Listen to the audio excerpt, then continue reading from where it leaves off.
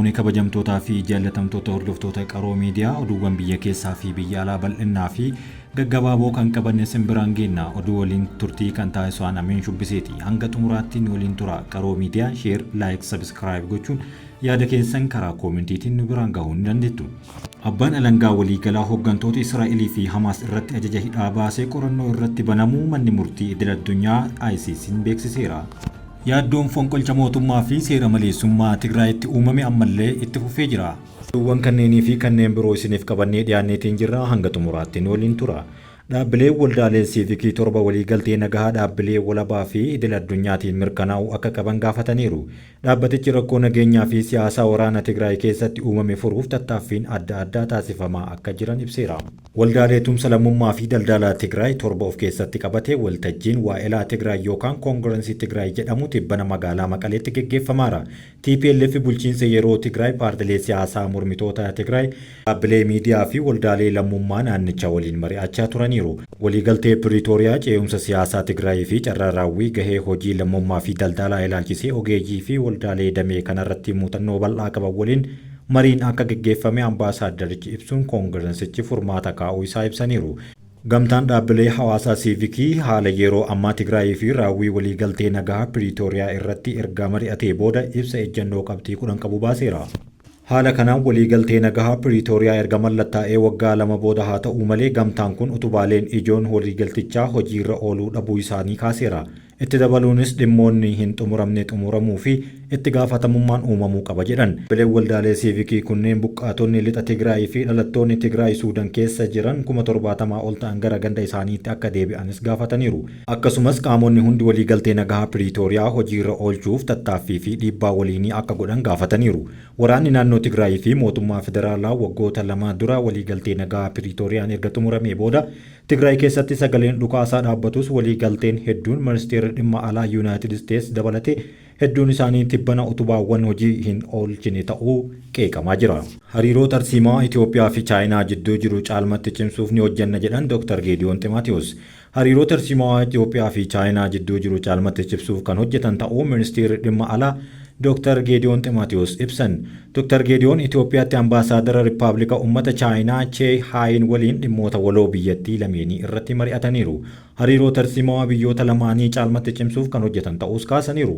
Dr. Geediyoon dhimmoota waqtaawaa gaanfa Afrikaa ilaalchisee ambaasaaddarichaaf ibsa kennaniiru. Itoophiyaa fi Chaayinaan dhimmoota waloo qofa irratti osoo hin taane hariiroo gam hedduu keessatti dhimmoota nageenyaa gaanfa Afrikaa irratti tumsaan kan hojjetan ta'uu eeruun ministeera dhimma alaa irraa argame ni mul'isa. Miidiyaaleen hawaasaa Itoophiyaa keessa jiran lammiilee gurri isaanii hin dhageenye akka hammatan dirqisiisuuf qajeelfamni akka qophaa'u beeksiseera. Abbaa taayitaa miidiyaa Itoophiyaa qajeelfama dhaabbileen miidiyaa taateewwan lammiilee gurri isaanii hin dhageenye of keessatti hammatee akka dhiheessu dirqisiisuu qopheessaa jira jechuun ibseera. Daayirektarri olaanaan abbaa taayitichaa Yoonaas Faantaayee akka himanitti dhaabbileen miidiyaa qabiyyee sagantaa fi mala kutaalee hawaasaa xiyyeeffannoo addaa barbaadan yeroo hayyama waajjira abbaa taayitichaa irraa argatu jedhan. Garuu seerri kun osoo jiru hojiirra hin oolle kan jedhan yoo ta'u kanarraa kan ka'e waajjirichi miidiyaa dirqisiisuu seera kabachiisuu fi tarkaanfii fudhachuu itti fufa jedhaniiru. Haaluma kanaan taateewwan qaama miidhamtoota hirmaachisuu miidiyaan akka tamsa'an beeksifame akka fakkeenyaatti sagantaa daa'imman gurri isaanii hin dhageenyeef qopheessuu karoora qabaachuu himaniiru. Kana gochuufis karoorri haaraan qajeelfama keessatti hammatamee hojiirra ooluu akka qabu haalli jiru ni hubachiisa. Qondaalli kun odeeffannoon adda addaa miidiyaa irraa tamsa'u hunda hammatee qaama miidhamtootaaf hubannoo akka kennu ciminaan hojjechuun itti fufa jedhaniiru. Somaaliilaand filannoo pirezidaantii geggeessuuf jedhame. Filannoon pirezidaantii boru kan geggeeffamu filattoonni miiliyoona 1 irratti hirmaatan seenaa biyyattii walaba taate keessatti yeroo 4ffaaf geggeeffama jedhameera. Pirezidaantii Somaaliilaand kan ta'an Moosee Bihii kaadhimamtoota 2 irraa dorgommiin cimaan akka isaan mudatu ni eegama. Biyyi ofiin of bulchitu Somaaliilaand naannoo baha Afrikaatti yeroo waldhabdeen cimaan itti mul'atu kanatti boru filannoo pirezidaantummaa geggeessuuf deemti. Pirezidaantii ammaa Moosee Bihii Abdii dabalatee dorgomtoonni 3 biyyattii hoogganuudhaaf ni dorgomu. Lakkoofsa Awurooppaatti bara 2017 irraa eegalee aangoo kan qabatanii fi marsaa lammaffaaf kan dorgoman Moosee Bihii sirna dimookiraasii Somaaliilaand cimsuuf guddina diinagdee fooyyessuu fi beekamtii biyyaalessaa mirkaneessuuf ni hojjanna jechuun sochii taasisaa turaniiru. Turtii sagalee Ameerikaa waliin taasisaniin pirezidaantii ta'uun yoo filataman waliigaltee koominikeeshinii buufata doonii Itoophiyaa waliin mallattaa'e hojiirra akka oolchu dubbataniiru. Itti dabaluunis waliigaltee kana hojiirra oolchuuf bilisaa fi qophiidha deebii Itoophiyaa irraa eeggachaa jirra yoo arganne sababni hojiirra hin oolchine hin jiru jedhan. Paartii waadaanii irraa kan dorgoman Abdurrahmaan Muhammad Abdullaahi paartii haqaa fi misoomaa irraa ammoo Feeyisaal Alii Waraabii kaadhimamtoota biroo pirezidaantummaaf dorgomanidha. Somaalilaand paaspoortii mallaqaa fi humnoota tikaa mataa ishee kan qabduu fi sirna siyaasaa paartilee wal dorgoman gidduutti aangoo karaa nagaan akka dabarsan dirqisiisu kan hordoftu ta'us waggoota 33f akka biyyaatti beekamtii hin arganne. Dhimamaa paartii waadaanii Abdurrahmaan Muhammad yoo injifatee mootummaa Sumaalee waliin mari'achuuf waadaa galaniiru. Waggoota 11 darban keessatti mana maree afyaa'ii ta'uun kan tajaajilan Abdurrahmaan marii Sumaaliyaa waliin fashalaa'ee deebisanii akka jalqaban dubbataniiru. Paartii haqaa fi misoomaa irraa kaadhimamaa sadaffaa kan ta'an Waraabeen Somaalilaanditti mootummaa tokkummaa biyyaalessaa hundeessuun beekamtii biyyaalessaa ni arganna jedhan. Bara 1991 mootummaan Ziyaad Barree kufee booda kaaba lixa Somaaliyaa irraa addaan baatee kan turte Somaalilaand bara filannoo afraffaa ni geggeessiti. Akka odeeffannoo kominikeeshinii filannoo baasetti lammiileen gara miiliyoona tokkootti siqan gara buufata filannoo deemuun waggoota 5 dhufaniif hooggantoota isaanii filachuuf qophaa'aniiru jedhan. Yaaddoo fonqolcha mootummaa fi seera maleessummaa Tigraayitti uumame ammallee itti fufeera. Waldhabdee gartuuwwan TPLF lama gidduutti hammaate hordofee torbaan dabre abbootiin amantaa Tigraay obbo Geetaachoo Raddaa fi Dr. Dabratsiyoon Gabramikaa'el rakkoo isaanii gidduu jiru akka mariin furan yaalanii turan.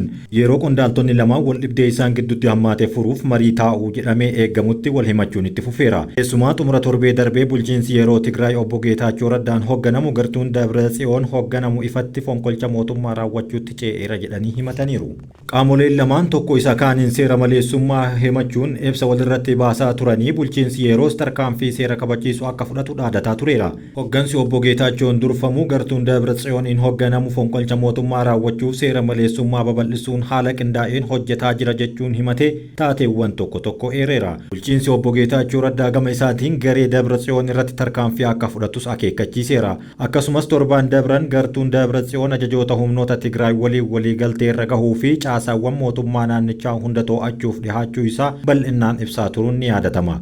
Tarkaanfiiwwan seeraan alaa garee TPLF fudhataa jira jechuun bulchiinsi yeroo himatu keessaa dhiyeenya kana magaalaa Aksuum keessatti mudate kan eeramudha. Bulchiinsa yerootiin kan muudaman bulchaan godina giddugaleessaa obbo Salamoon Bahaashoo dhimma kana irratti milishoonni, poolisoonni fi miseensonni nageenyaa garaagaraa galmee waajjira godina giddugaleessaa magaalattii keessatti argamuutti qajeeluun chaappaa waajjirichaa kan mootummaan yeroo ce'umsaa itti gargaaramu hojii irra akka hin oolle dhorkaniiru jedhaniiru. Namoonni 5 guyyaa sana chaappaa bitachuuf yaalii taasisuun ibsuun qaama dhimmi ilaallatu bulchiinsi yeroo ce'umsaatiif xalayaa barreessuuf akka isaan dirqisiisee dubbatan.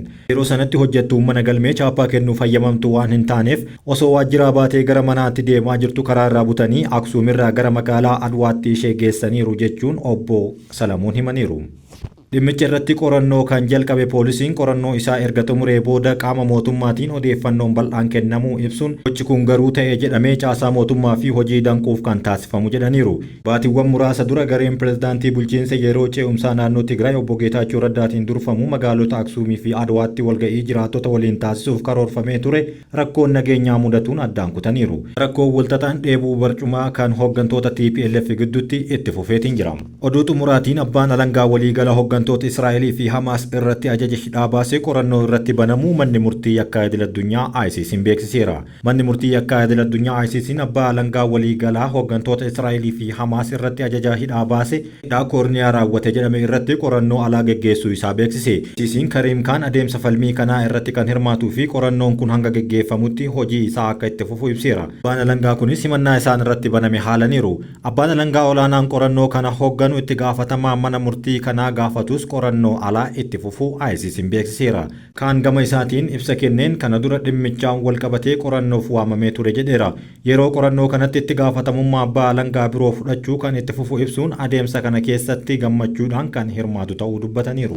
Dhimmoonni qorannoo abbaa alangaa waliin wal qabatan kamiyyuu itti aanaa abbaa alangaa itti gaafatamummaa hin qabneen ni ilaalama. Kunis mirgi namoota hundaa guutumatti akka kabajamu taasisa jedhaniiru. Walitti bu'iinsa Gaazaa waliin wal qabatee abbaan alangaa fi ICC'n ajaja hooggantoota Israa'elii fi Hamaas baaseen dhiibbaa cimaa keessa jiru. Kaan haleellaa Hamaas adoolessa 26 Israa'el irratti raawwate hordofuun ministeera muummee Israa'el Benjaamin Netanyaahuu fi ministeera raayyaa ittisaa duraanii Yo'aaf Goolaat hooggantoonni Hamaas duraanii Sinwaar Muhammad Deef fi Ismaa'eel Haniyyaa yakka waraanaa fi yakka dhala namaa irratti raawwataniin seeratti dhiyaachuu qabu jedhanii amanuuf sababoonni jiru jedhan. Himannaan miidhaa koorniyaa wal dhabdee Gaazaa waliin wal qabatee ajaja hidhaa gaafachuu dura akka ta'es dubbataniiru. Paaneelli ICC abbootii murtii sadi qabu ajaja hidhaa kan ilaalaa jiraachuun ibsameera. Kabajamtootaa fi jaallatamtoota hordoftoota Iqaroo Miidiyaa oduuwwan hanga ammaatti isiniif dhiyeessine kanuma. Oduu waliin kan si waliin ture Anamin Shubbiseetii waan nu dhaggeeffattaniif galatooma.